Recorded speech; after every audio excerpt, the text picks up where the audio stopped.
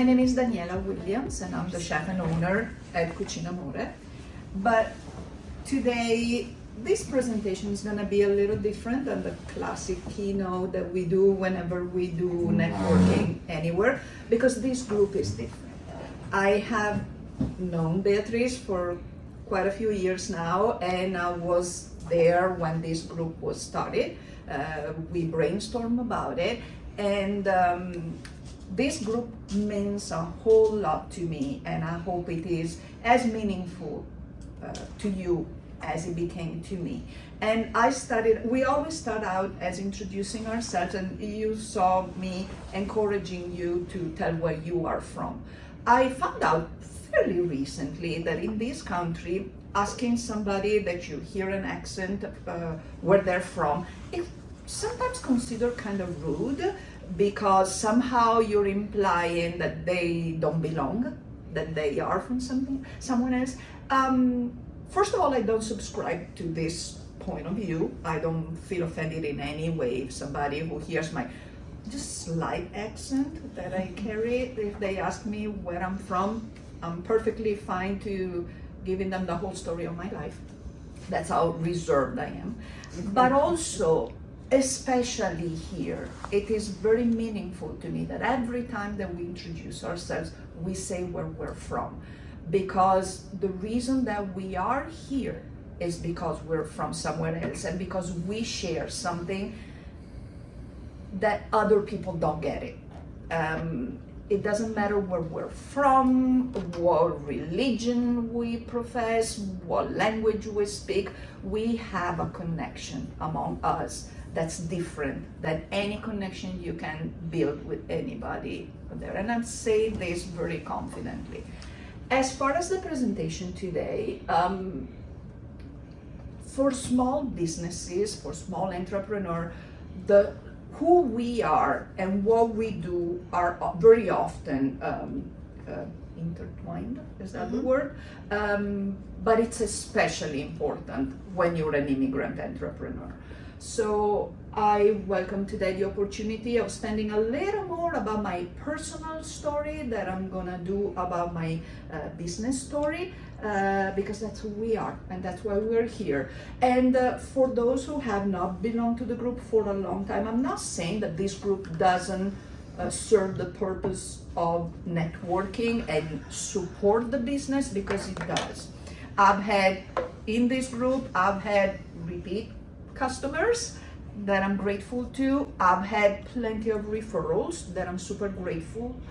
But the business side of the things happen organically because we support each other and we get to know each other on a much deeper level.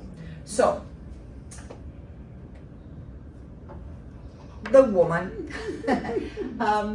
I come from Italy.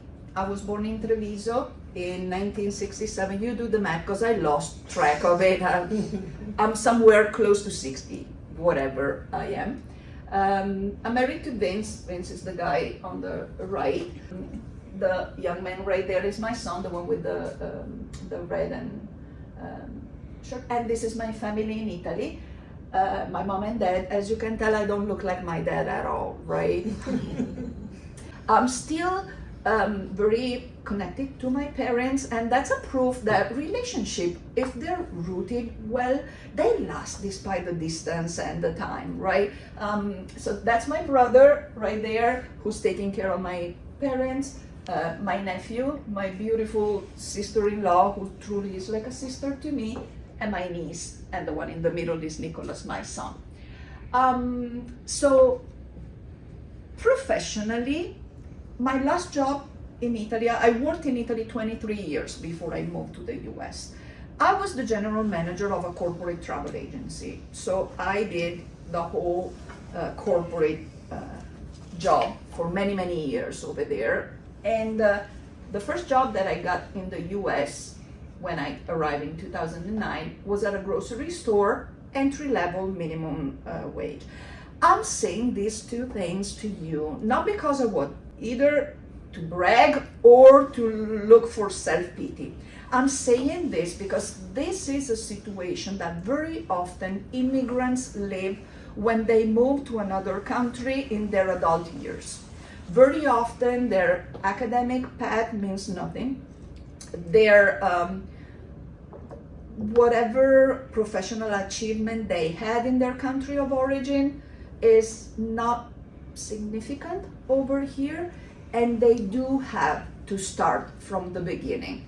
That might seem like a disadvantage. Very often is one of the biggest strengths that we have when we do what we do, where we land. But more on this one. So Treviso is where I come from. You see the little booth that constitutes my country. The red dot is where Treviso is. Little zooming in, it's about 25 miles north of Venice. We have remains dating back to the 15th century before Christ. So yeah, the first remains were 15 centuries before Christ. It flourished under the Roman Empire. It's a beautiful city. The downtown, it's considered a medium-sized city for the Italian standards. The downtown area within the walls, within the Roman walls, it's about 85,000 people. The whole province, 800,000. The province in Italy would be maybe the county, to give you, so that's pretty much the size of the city. The Northeast is the economic strength of Italy. That's where all the industries are. You might know some of them. I don't know if you've ever heard of the appliances like DeLonghi. Is that a DeLonghi? Have you ever heard of DeLonghi? Yeah. Like coffee machine, air fryer. That's based in my hometown. Clothing stores, plenty, like Benetton, Sisley, I don't know. Pinarello bikes, if you're a biker. So you live close to the water, Daniela? Yes, it's a 30 minutes drive to get to the beach, and about an hour to get an hour and longer to get to the Dolomites. So it's in the middle, and it's famous for Prosecco. So the hillside where I am, it's flat. But as soon as you drive north, the hills start right away, and that's where the Prosecco area is. And then you got the mountains. In a matter of an hour and a half, you start having mountains, and all the Dolomites are right there. So it's a beautiful, beautiful place. And it has canals like Venice? Say again? It has canal type stuff like Venice? No, I mean it does have canals, but it's not. It's on the mainland. Venice is a group of islands. Yeah, we do have roads and we drive. Well, in Venice you can't because they're all islands. And tiramisu was invented in my hometown. Favorite dessert for my husband. Yeah. Me as an immigrant in the U.S., those who know me know that I have a whole list of insecurities. That's as a person to begin with. But being an immigrant didn't help much. Identity-wise, as a person, I have accepted the fact that probably for the rest of my life, I will be in a limbo. It's different when you get to another country when you're very young. Like I said before, I came in my 40s. I arrived in 2007. And it took me 10 years to make the decision to become a citizen. And people think, oh, did you have any stroke? No, I just couldn't accept it. Not to say that if I need to say this, I'm gonna say it loud and clear. I'm super grateful to this country that welcomed me and gave me opportunities that are not even imaginable in Italy. But arriving here in my 40s, I will always feel Italian first and American after. And I'm saying with all the humility that I can find in myself. It truly is the way it is. When it came to become a citizen, for the longest time, I told myself, I can live here just as an immigrant, a permanent citizen. How do they call it? Permanent resident. Resident, thank you. With just the green card. I just renew it every 10 years. I can stay here. My husband is American. My son has dual nationality. I can do that. And for the longest time, that's what I did. I just couldn't find it in me. And you might think I'm pretty naive for certain things, but the main thing that my brain couldn't accept is when you have to take the oath and say that you give up loyalty to another country. And that word right there, I couldn't digest. Then, of course, time went by and I accepted and I understood more. I saw myself more as a citizen of this country. And I was able to make the steps of being a citizen until 2017. The obstacle of being a late immigrant to the US. Some are real, some are imaginary or self-imposed, as I say. The real ones, from the most obvious, like the language barrier, to really having to deal with taxes, like the fiscal, the financial, the way health is taken care of over here compared to where I come from. All the little everyday things were new to me, were a mountain to climb, right? And then there are those that, like I said, were self-imposed, because yes, there is a language barrier, but my English is good enough to deal with every day, right? The fact that I always feel like I'm not good enough, I'm not enough of, that's self-imposed. Because all the struggle that as immigrant we have to face every day, it depends of course on what kind of people we are, but they do weaken your spirit. It just takes, not to say that you become less than, but you have to put so much work every day to do the pep talk to yourself. I'm okay, I'm enough, I'm just as good as somebody else. I speak 4 languages, they barely speak 1. All these things I tell myself in the mirror all the time. Do they help? So it just required more work.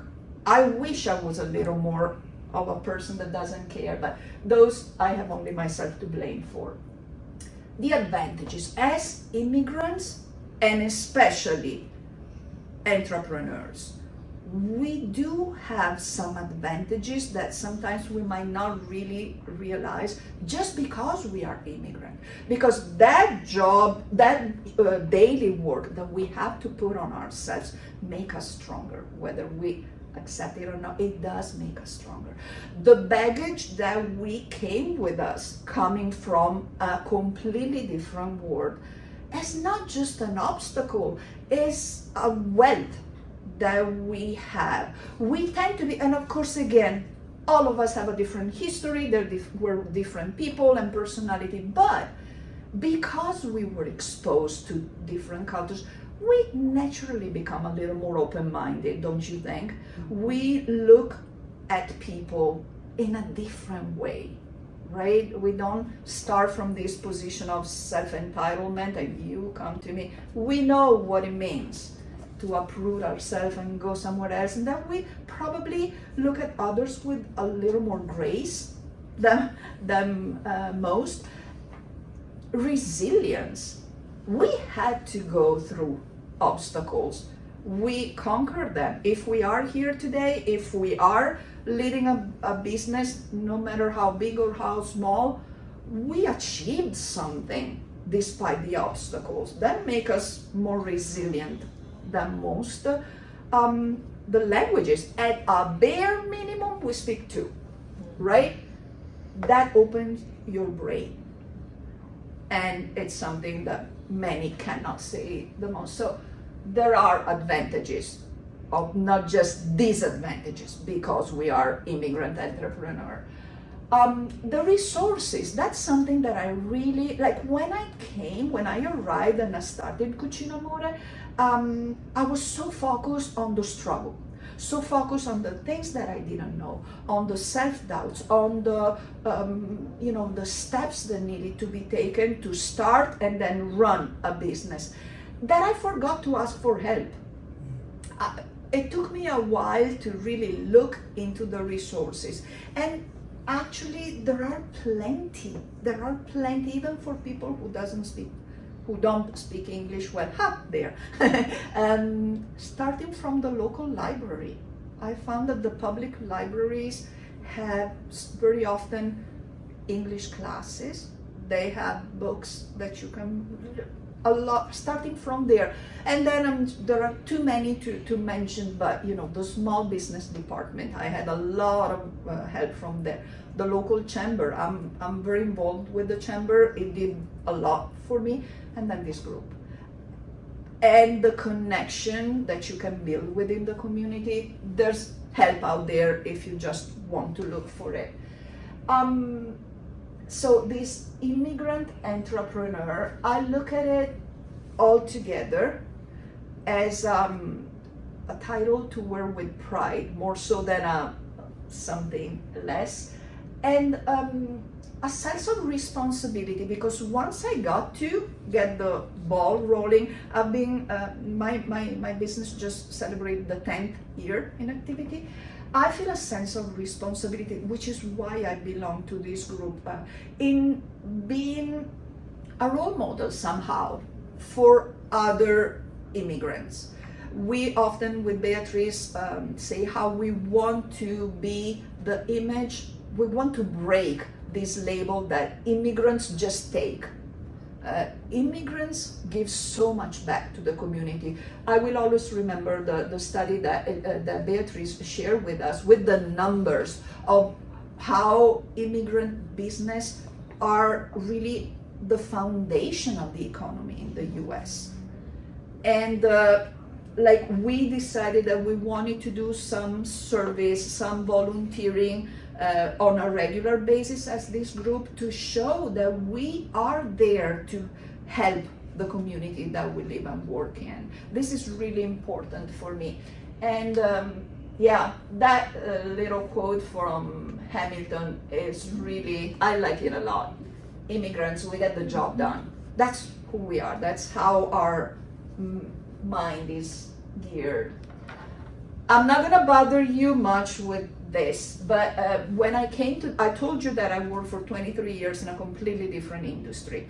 So once I had a passion for food and wine since I was very little. Yeah, for wine too, because in Italy, you know, wine. But I was always in the food and wine environment, but I didn't pursue that professionally because I was kind of stirred away by my parents and my teacher. But again, America gave me the opportunity to make that dream come true, which again, making dreams come true is another thing that us as immigrants do, don't we? Starting with embarking on a journey to go somewhere else. We do. Well, professionally, to me, becoming a chef was a dream come true. It started out by chance in that grocery store that I was telling you about. That was my first job at minimum wage. They had a cooking demonstration department. That's how I started. And then I went back to school. And then I got all my certifications and all of that. And now, fast forward, I'm putting that to use during my dream job, doing what I love and doing what makes me happy. I am, as a professional, I'm a little bit of, I want to say, determined perfectionist, and for as good as this sound, my worst enemy, meaning that I have to be in control and prepared and over prepared about everything. But I'm saying this because going back to school and getting my certifications were so important to me, you know, so I did. I'm gonna be very quick about Cucinamore, but because this group is about supporting each other, of course, also professionally, I want those who don't know what I do to know what I do and what I stand for, so that the situation happens that you can refer me, I would appreciate that. So Cucinamore is a private chef company. Difference between a private chef and a caterer: when you hire somebody to come to your home and take care of an event from the food standpoint, you can go the caterer route. Caterers have a professional kitchen somewhere else. You choose the menu, all the dishes that you want, they prepare the food somewhere else, and then they bring you pans of fantastic food that's being made. I take care of events that are 2 to 25 people. That's all I can do, right? Why? Because everything that my clients eat is made from scratch in their kitchen. So as you can imagine, And it happens, the whole event lasts 3 hours on average. As you can imagine, cooking a full dinner for 30 people in 2 hours while the clients are there, it can be challenging, right? So that's what we do. But Natasha was right. From a quality standpoint, you can't beat food that's been cooked only for you right there and served to you right away. So that gives me an advantage on that side. With Cucinamore, who I am, my immigrant entrepreneur is a key component of what I do, because I don't just feed people. Every ingredient that I use, every dish that I present is meaningful to me, and I share the history, the anecdotes, everything with my clients to the degree that they choose. I talk too much, I know. But if they just want to know what they're eating, that's perfectly fine. If they want to know how it's done, the techniques, to the point that it can also be a cooking class, if they choose so. So I adapt to my clients. At the bare minimum, they eat some great food, and the next day they have the recipes for everything that I have cooked, because that's what I do. And of course, when I say cooking class, I don't mean that each person has their cooking station. You have to go to a cooking school for that. But they can hang out with me, pour a glass of wine, put some music on, and they see me do, and we can talk techniques, they can ask questions, and so that it's been done multiple times, and you have to have the right crowd, of course, but that's how I do. Like I said, my whole mission statement is about taking my clients to a trip to Italy without leaving their kitchen, with a native chef as their tour guide. So it's all about sharing stories and giving anecdotes. That's what I do. This is pretty much what I do. Who hire me? It can be just a group of friends that get together on a Saturday night, and instead of going to the restaurant like they normally do, they decide that one is hosting, they share the bill like they would at the restaurant. It doesn't have to be the huge, thing. On the other hand, a couple, we do couples only during the week, Monday through Thursday, because of course I reserve my weekends, which is when I work the most, to my larger parties. We have a minimum of 6 on weekends, but we do couples during the week. And yes, we have a different, so price-wise, everything is super transparent on my website. We charge per person with a minimum of 6, and you see the menus on the website. For the couple event, we have a flat rate of $350 for the event, for the couple, with a 4-course meal.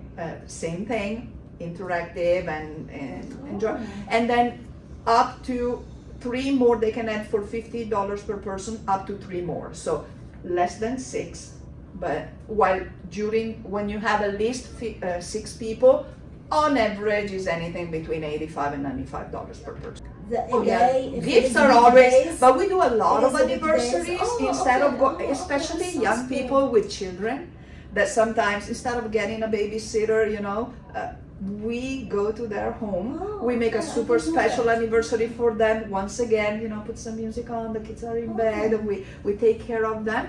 And it's a $350 event. This is kind of our gift cards serve that purpose, because even if you don't purchase the whole event for a special birthday, anniversary or something, you get a gift card. Let's say $100. I'm just saying, at the same time, they can use it toward their event, and even if it doesn't cover for the whole event, they can get at the price that they would go out to have a pizza. They can have a special way to make memories. How much they want to be involved, my clients want to be involved in the cooking process, is totally up to them. So I have those events where everybody's hands-on, and I'm perfectly fine with that. Somebody stirs the sauce, somebody chops the parsley, that's perfectly fine. I can do that with, up to 10, 12 people. I can handle that. If it's a 25 people party, I can't, it's not possible. I cook in all sort of kitchens. And there are parties where all they want is to have a nice dinner with somebody that tells them what they're eating. So the 2 extreme, right? and everything in between. Like I said, we adapt, granted that we have a specific identity and type of formula, we adapt to our clients. We don't expect the other. But back to, so couples, friends that get together, birthday parties. We do a lot of birthday parties. Imagine, especially when there's an elderly person, you know, that you want to celebrate them, but going to a restaurant wouldn't be. So you gather the family to the house and make that person and we take care of them. So we do a lot of birthday dinners, all sort of different. During the holidays, we do a lot of corporate events. Again, small businesses have to be within those 2 to 25 people. And it's a lot of fun. It's a unique experience versus just a dinner. This picture right here, these were all engineers. They had the time of their life rolling pasta, you know, during a They're holiday making party. the pasta, right? They have the machine. Yeah, Yeah. I see them. So they chose to do that. They This chose to is do not that. something that if I booked you to do a small 10-person thing, we don't have to make pasta. We could do. There's something on my else. website, there's a list of menu Yeah. options that I have crafted based on the way I do things. Okay. So my clients go there and pick what they And the decide to do. food costs. You buy all the food. We Or the buy ingredients, I all mean. the ingredients. We bring all the cookware. We serve all of our food buffet style. So we Okay. bring the serving dishes. All that the client has to have available are the plates where they Got eat it. on. And Okay. what goes on the table is on you. Everything else The we wine bring. and all that, because I don't drink. We don't provide desserts and wine. Okay. So the drinks we don't provide, and we don't do desserts because it wouldn't fit the time. So when It's doable. I started this journey by myself. For the first 4 years, I did everything by myself. And Terry was my very first assistant. And I always, if I have one regret with Cucinamore, is not to have been brave enough to bring somebody on board earlier. Because again, cultural difficulty in Italy, when you hire somebody, it's complicated. And so I was so scared of hiring somebody. Terry was the first person who helped me. She became my best friend. Unfortunately, she's relocating. I'm still in denial. But as of right now, I have 4 assistants that help me on location. They alternate or they work together for the larger parties. And Nicholas, my son, helps me a little bit when he can, when I threaten him to death. He helps me behind the scenes. Yeah, we already discussed that. I don't want to bore you, but again, friends or family dinner, birthday family reunion, bachelorette party. We do a lot of bachelorette parties. Engagements, housewarming parties. I work a lot with real estate agents. They get the gift cards from us and give them as a closing gift. Couples, Monday through Thursday. Churches, book club, girls' night out. Do a lot of those. Celebration for seniors, I told you, visitors from out of town, you have the family coming in, you spend the day out showing them the beauties, you take them downtown DC, that you come home, you don't have to concern yourself with anything, you just kick off your shoes, take a shower, and you can be in your home with a great dinner. And then business related events. Try to be as involved as possible with the small business community. We cannot do it all by ourselves. We rely on other small businesses to do what we do best. Farms, we try to use local ingredients as much as possible. Giacomo, that's Giacomo Galimberti. He owns Givino Enoteca downtown Leesburg. He's an Italian expat just like me. He provides the wine recommendation on my website, and he's the best because my clients, if they have, I am IBWC certified myself. I know about food and wine pairing, but he's the professional. If they have some in-depth questions, I can send them to. They can call him, and he gives advice whether or not they buy the wine from him. It's where So- we have an event, right? Say again. We had an event. Yeah. Sì. I remember that. I love Giacomo with all my heart. He's one of my favorite people. Is he a And I semi- buy my meats at Caffè Bottega Italiana, I buy my bread at Dolce Ciabatta, I buy my meat at Spring House, and so on and so forth. You know, she buys them 2-3 days and Okay, I'm gonna show you some pictures of my food just because I want to Make me to hungry. make you hungry Right, a little right. bit, hopefully. But we do cater to pretty much any type of dietary restrictions or preference, as long as we know, and as long, I mean, I can do little adjustment for you have a single person who's gluten free. Okay, I cannot make single dishes for single participant. That's what you do at a restaurant. So my menus have to apply to the entire group, but any kind, we can make menus that respond to all sort of different restrictions, and I can tweak things here and there for somebody, but you have to understand that the menu needs to apply to everybody. That's my risotto primavera right there. Appetizers that Beatrice loves so much. Yes. This is a bruschetta with burrata and granella di pistacchio. How which do you are pronounce those, that word correctly? Bruschetta? See, the CH makes a K sound in Italian. You know, one time when I was working at the store in Texas, my first job, I was a cooking demonstration person. That was my, like, the worst. If I knew that I had to wear a microphone on my shift, I would have never taken the job. I didn't understand them when they told me. So I took the job and I go there and they say, okay, put the microphone on. I'm like, whoa, what? I said, yeah, you have to keep your microphone on the entire time, and what you say will be heard all over the store. Oh, that's, yeah. I thought I want to resign right there. But again, what doesn't kill you makes you stronger. It had me so much. Well, So I anyway, went to I'm your- doing that one. I didn't do Italian food often, but that one day I was doing bruschetta. So I'm on the mic and say, oh, please come over to the Cooking Connection. I want you to try my bruschetta. And I see from the opposite side of the store, an old lady pushing her cart coming towards me. And I was on a podium, sort of. I had a kitchen set up right there. And she comes and she said, ma'am, it's not bruschetta, it's bruschetta.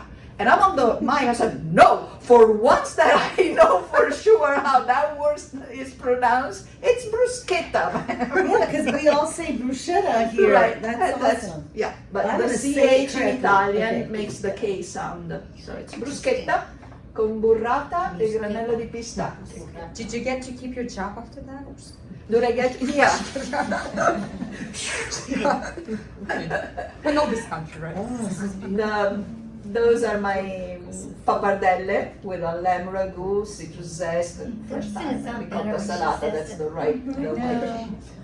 It sounds better when you say it. It sounds so much yummier when you pronounce it in Italian. Those are my lasagne Ooh, look at that rustica. lasagna. That's right. That's a pork tenderloin that's been rolled with sun-dried tomatoes and cheese in the center and rolled in. Oh, I can see that because I don't eat sliced pork. That doesn't make me hungry.